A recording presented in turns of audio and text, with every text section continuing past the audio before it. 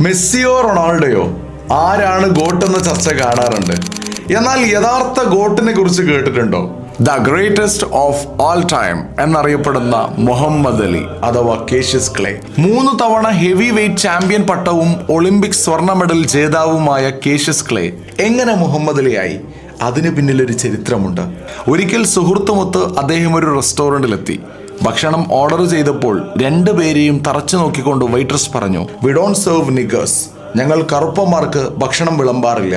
അന്നേരം സുഹൃത്ത് അഭിമാനപൂർവ്വം കേഷ്യസ് ധരിച്ചിരുന്ന ഒളിമ്പിക് സ്വർണ്ണ മെഡൽ ചൂണ്ടിക്കാണിച്ചു കൊടുത്തു. അപ്പോൾ കറുത്ത വർഗ്ഗക്കാർക്ക് പ്രവേശനമില്ല എന്ന് എഴുതിയ ബോർഡ് കാണിച്ചു കൊടുത്ത വെയിട്രസ് അവരെ പറഞ്ഞു വിട്ടു. നിറം കറുത്തതിന്റെ പേരിൽ ഭക്ഷണം നിഷേധിച്ച സങ്കടവും ദേഷ്യവും അദ്ദേഹം തീർത്തത് ഒഹിയോ നദിയുടെ പാലത്തിന് മുകളിൽ നിന്ന് തന്റെ ഒളിമ്പിക് സ്വർണ്ണ മെഡൽ പുഴയിലേക്ക് എറിഞ്ഞുകൊണ്ടായിരുന്നു.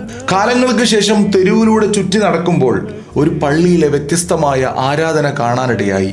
വെള്ളക്കാരന്റെ നെറ്റി കറുത്തിരുണ്ടവന്റെ കാൽച്ചുവട്ടിലേക്ക് പതിച്ചു വെക്കുന്നു. കറുത്തവനും വെളുത്തവനും വലിയവനും ചെറിയവനും പണക്കാരനും പാവപ്പെട്ടവനും എല്ലാം ഒരേ നിരയിൽ മുട്ടിയിരുമ്മി ഒരേ സൊഫിൽ നിന്ന് നമസ്കരിക്കുന്നു.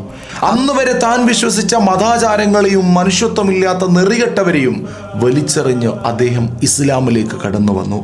പിൽക്കാലത്തെ രാഷ്ട്രീയ സാമൂഹിക മുന്നേറ്റങ്ങളിൽ അദ്ദേഹം നടത്തിയ ഇടപെടലുകൾ ചരിത്രമാണ്.